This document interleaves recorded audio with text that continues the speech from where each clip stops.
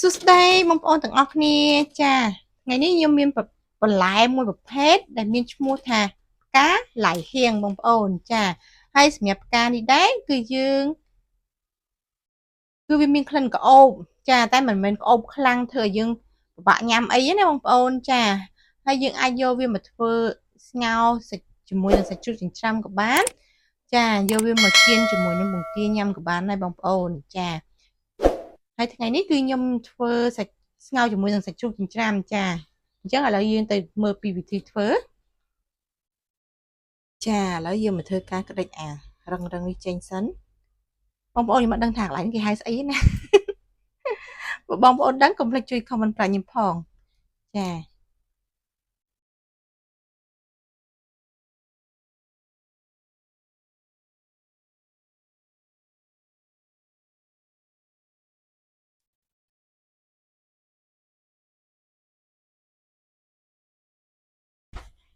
ចាបងប្អូនដោយសារខ្ញុំស្ងោរលាយជាមួយនឹងឆ្អឹងណាចាឥឡូវឆ្អឹងខ្ញុំបានផុយហើយឥឡូវយើងដាក់សាច់ជ្រូកចិញ្ច្រាំយើងចូលមក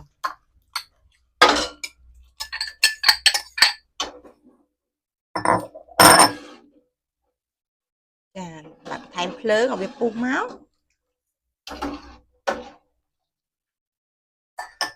ខ្ញុំបន្ថែមគ្រឿងបន្តិចសិនអំបិលចេងរសជាតិតាមការចូលចិត្តចាឲ្យទៅឲ្យពុះសិន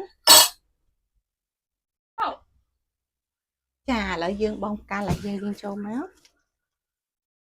ផ្កាឡាហៀងនេះយើងមិនបាច់រងាស់យូរអីបងប្អូនគ្រាន់ដាក់វាមកពុះឲ្យមើលបន្ទន់បន្លែទៅបានហើយ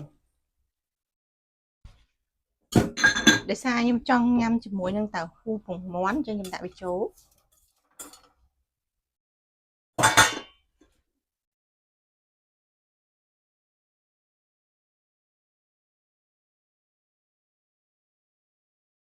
បងប្អូនសម្លសាច់ជ្រូកចិញ្ច្រាំស្ងោរជាមួយនឹងផ្កាឡាហៀងយើងគឺបានរួចរាល់ហើយណាបងប្អូនចាបងប្អូនពេញចិត្តវីដេអូរបស់ខ្ញុំកុំភ្លេច Subscribe ហើយឲ្យបេះដូងមួយផងអរគុណបាយបាយ